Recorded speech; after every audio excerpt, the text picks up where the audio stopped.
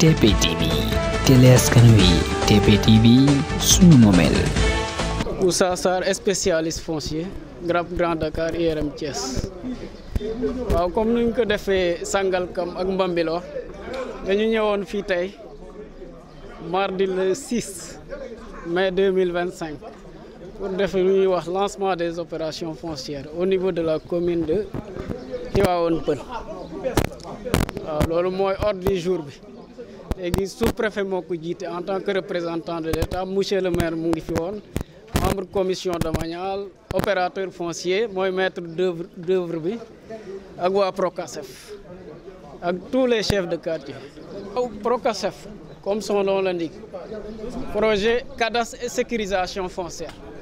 donc dañuy liggéey ak waa cadastre en amont mën naa rappeler ne État du Sénégal au niveau du ministère des finances et du budget foofu la loger projet bi c'est un projet financé par la Banque mondiale donc comme son nom l'indique dañu ñëw pour dimbale population bi pour ñu am des titres d'affectation avec NICAD ñu dem ba am délibération boo xam ne day am NICAD mooy numéro d'identification cadastrale donc ñi nga xam ne dañ fi am tool wala ñi nga xam ne dañu am kër te amuñu këyit ñooñu la ñuy ñëw pour dimbali comme nuñ ko waxee rek xam nga fii dafa am spécificité dafa xaw a jege zone urbaine trop xaw a laal tuuti ci zone rurale parce que loi 64/46 du 17 juin 1964 ñeenti zone la wax zone des terroirs moo ñi nekkoon communauté rurale te nekk commune avec acte 3 de la décentralisation ak zone urbaine ak zone classée ak zone pionnière léegi nag fii munoo wax zone urbaine la munoo wax zone des terroirs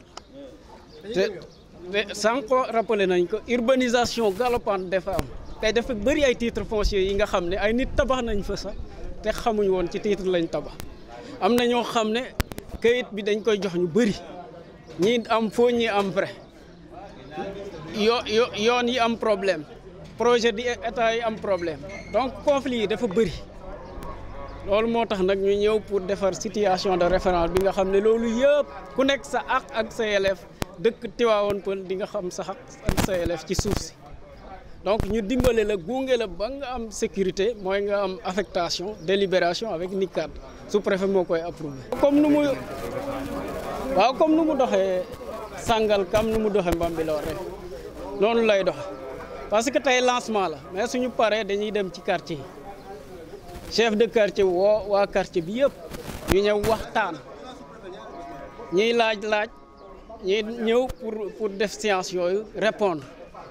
ñu def ay liste ñu bëgg yëpp parce que ku bëgg forcé wuñu kenn ku bëgg nga bindu ci chef de quartier loolu mooy si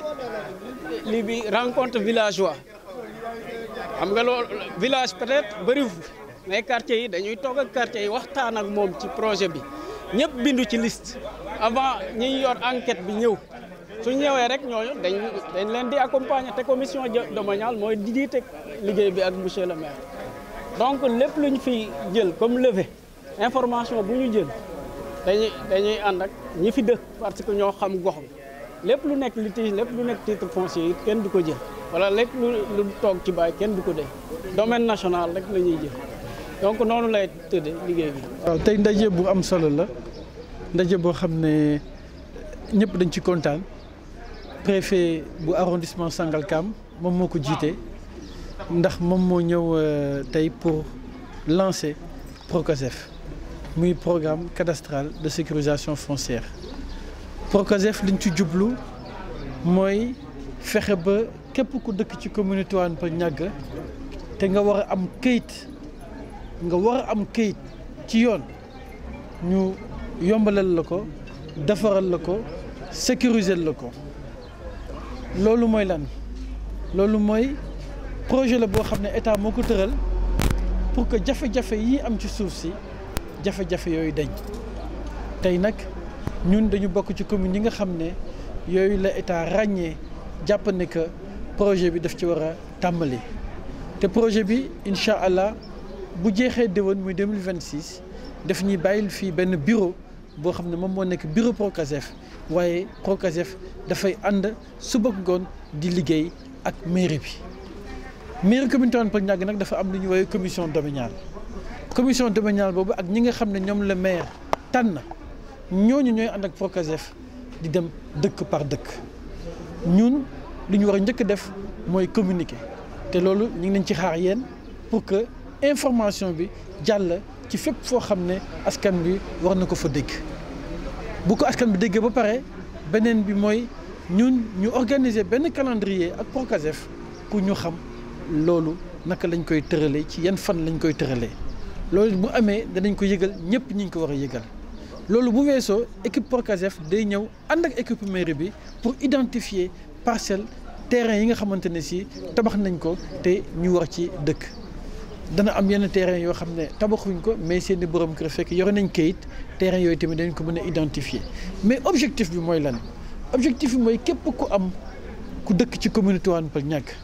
nga war a mën a am kayit bu sécurisé kayit boo xam ne dafay am li ñu woowee NICAD muy numéro d'identification cadastrale NICAD boobu nag cadastre moo koy defar loolu mooy wane ne que bis bi nga amee sa numéro NICAD jàppal ne que fépp foo dem ci nguur gi sa moomeel wala sa nekkin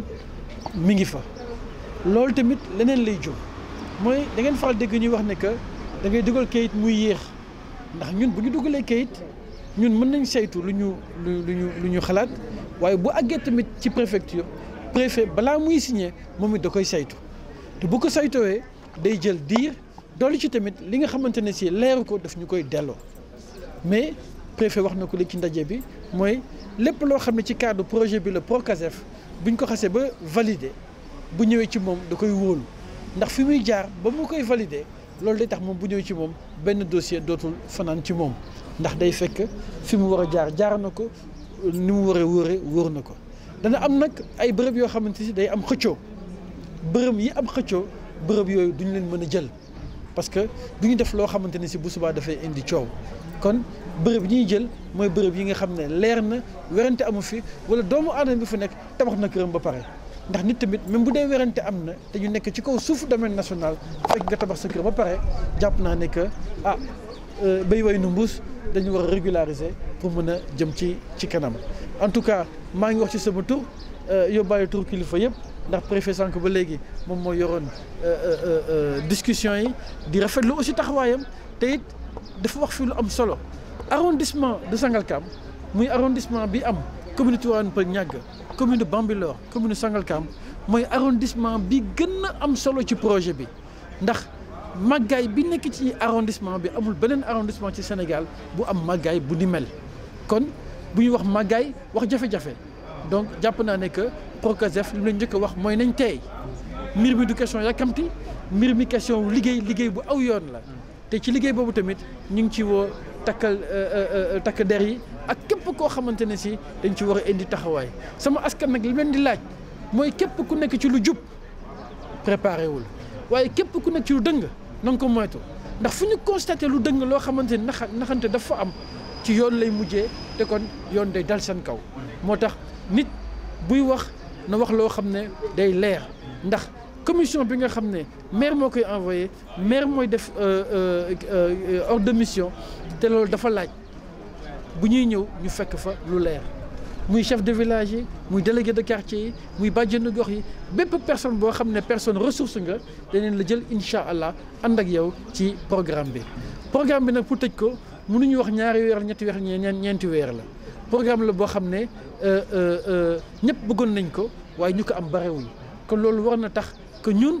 dès que ñu ne démarré na ñun ñu daal di jël suñu taxawaay yëpp date de démarrage bi nag yàggatul ci ay fan yu néew la ci weer bi lay nekk incha allah waaye loolu tamit dañ leen ko leeral taskatu xibaar yi te dañ ko leeral délégué de quartier yi leeral ko chef de village yi leeral ko membre conseil municipal bi adjoint maire yeeg kilifa yi fi nekk yëpp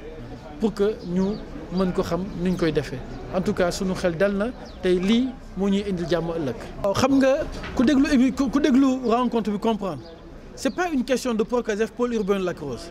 c'est Procasef mairie. Ça n'a rien à voir avec le pôle urbain de Lac Rose mais Procasef du jël titre foncier kon titre foncier fu mu munti nekk rek Procasef nga xam ne nguur bi moo ko fi teg nee na ko loolu amuloo ci sañ-sañ kon képp koo xam ne yaa ngi ci biir titre foncier bokkuloo ci programme Procasef muy titre foncier muy bàyyi yëpp famille titre foncier la. waaye tamit leeral bi am na fii am na ñoo xam ne ñi ngi ci ay titre foncier yoo xam ne ñi ngi ci waxtaan bu dee bu DGPU la délégué général bi dégg nga lu mu wax bi mu ñëwee fii nee na pare na am na taxawaay pour que askan bi nga xam ne ñi ngi dëkk ci biir pôle urbain bi mu xool nu muy def pour que ñoom ñu mën a am seen kayit. li ci des nag wax nañ ko fii lépp luy titre foncier duñ ko mën a laal ndax titre foncier beneen réglementation la bu dépendre ak programme bi nga xam ne mooy compétence su mairie wala compétence su Procasef. Merci messieurs les journalistes tey ni ngeen ko gisee dañoo daje woon Tivaouane Peulh pour def lu ñu def lancement des opérations foncières au niveau de la commune de Tivaouane Peulh Niaga ndaje bi nag day ñëw rek tofantal ci li nga xam ne def nañ ko Bambilor ak Sangalkam dans le cadre du Procasef muy projet cadastre et sécurisation foncière bi nga xam ne projet la bu am solo boo xam ne état Sénégal gouvernement Sénégal moo ko tëgg ñu logé ko au niveau du ministère des finances et financé par la Banque mondiale. Et soo gisee li tax mu jóg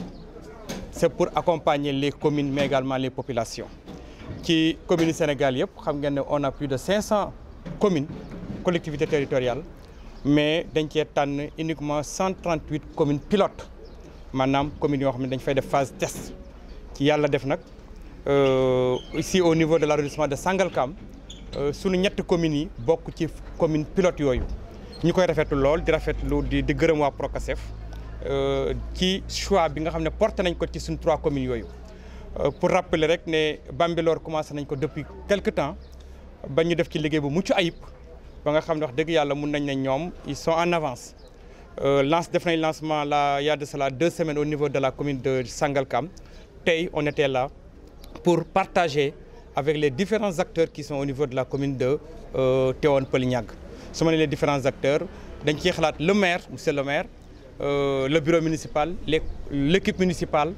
les chefs de village les délégués de quartier les bajjanu gox les relais communautaires mais vous journalistes parce qu'on a besoin que cette information-là soit relayée mais également les forces de défense et de sécurité qui sont là présents en présence également de l'équipe du Procasef du GRAP de Grand Dakar mais également IRM bu Thiès donc li ma koy waxee rek liñ ci wut rek liñ ci jublu rek mooy fexe ba nga xam ne population yi dinañu am ay këyit yoo nga xam ne këyit yu sécurisé la parce que suñu ne sécurisation foncière sécurité lañ ciy xalaat suñu waxee sécurité dañuy xalaat population yi ku nekk nga mun a am këyit boo xam ne dina am nekk këyit boo xam ne dina wóor te wóor bi maanaam këyit bi dafay nekk numéro identification carte d'identité terrain yi parce que xam ngeen na nag zone bi li tax ñuy wax Sangalkam arrondissement Sangalkam mooy les litiges fonciers il y a énormément de litiges fonciers et je crois que projet bi dinañu mun a permettre suñ ko jeexalul aussi ñu wàññi ko en quoi faisant parce que dinañ fexe ba nga xam ne ñëpp ñi nga xam ne amuñu woon këyit yu wóor ñu am ko parce que aussi monsieur le maire mi ngi koy wax des fois dañuy def ay délibération mais délibération yi il faut que ñu saytu ko ci biir saytu boobu il faut ñu jël toutes les dispositions nécessaires en rapport avec les services techniques effectivement ça prenait beaucoup de temps oui ça prenait beaucoup de temps mais il fallait le faire pour éviter les doublons pour éviter les litiges à n'en plus finir mais je crois qu'avec le projet qui va bientôt démarrer au niveau de Tivaouane Peulh mun nañu wax ne les services techniques en rapport avec le Procasef viendront en appoint pour accompagner le maire et son équipe et je crois que c'est à saluer projet bi ñu ngi wax pour quelque temps la dañuy dem mais nañ def un dispositif pour la pérennisation suñu wax pérennisation maanaam waa Procasef du ñu retiré wu rek projet bi jeex parce que dinañ mettre en place ce qu'on appelle un bureau foncier avec un système d'information foncière bi nga xam ne dina mën a permettre la commune ak un agent foncier bi nga xam ne mooy gérer le bureau foncier pour mu permettre lawal projet bi permettre ba nga xam ne ñi nga xam ne bi ñuy def lancement bi jotewuñ ci woon ñu mun ci am donc ni ko maire waxee ni ngeen ko déggee tout à l'heure ci réunion bi ci réunion de partage bi effectivement le projet ne concerne que les terres relevant du domaine national, mais qui ne font pas l'objet de litiges fonciers. Donc, ce qui veut dire que tout ce qui est titre foncier, tout ce qui est terre immatriculée, bokk ci. Donc, je crois que c'est bon à savoir, parce qu'effectivement, le maire n'est compétent que sur le domaine national. Donc, je crois que loolu daal lañ amoon pour wax. TP TV, Télé Askan Wi, TP TV, sunu moomeel.